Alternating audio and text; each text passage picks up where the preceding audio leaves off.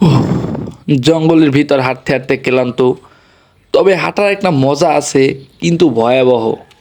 আমাদের আশেপাশে কমপক্ষে ১০-১৫টা বাঘ আইছিল, তবে সেই সময় আমরা ক্যামেরা অন করতে পারি নাই, কারণ বাঘের ভয়ে কোথায় মোবাইল ছিল আমার হুঁশই আসলে না।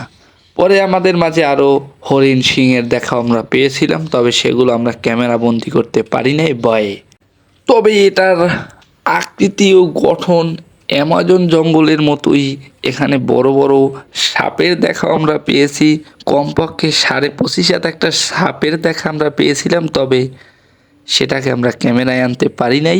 সেই সাপের ভয়ে আমাদের ফোন গেছিল কোথায়, ওটা আমাদের মাথায় আসছিল, আমাদের ক্যামেরা বন্দি করতে হবে।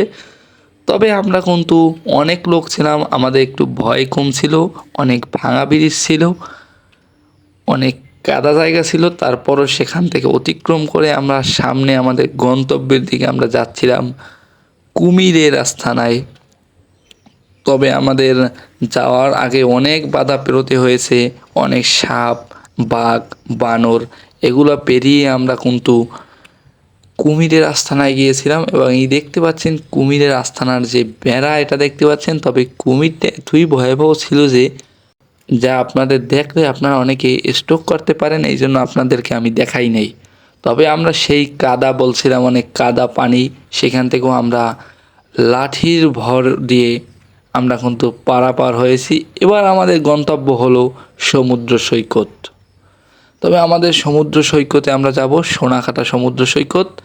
এই যে একটা সার দেখেন পাড়াইতেছি, বাংলা ভাষার সার, এই সারটা পাড়াই আমরা সমুদ্র সৈকতের দিকে এগিয়ে যাচ্ছি।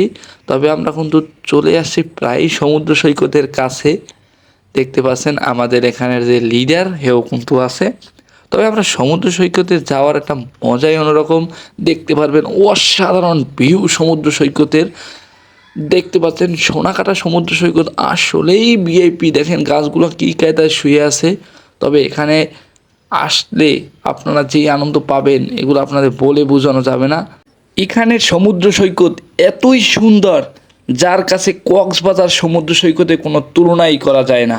তবে আমার গুমরা ফেসটাও মাঝখানে একটু দেখাই লইছি। সবাই ভালো থাকবেন।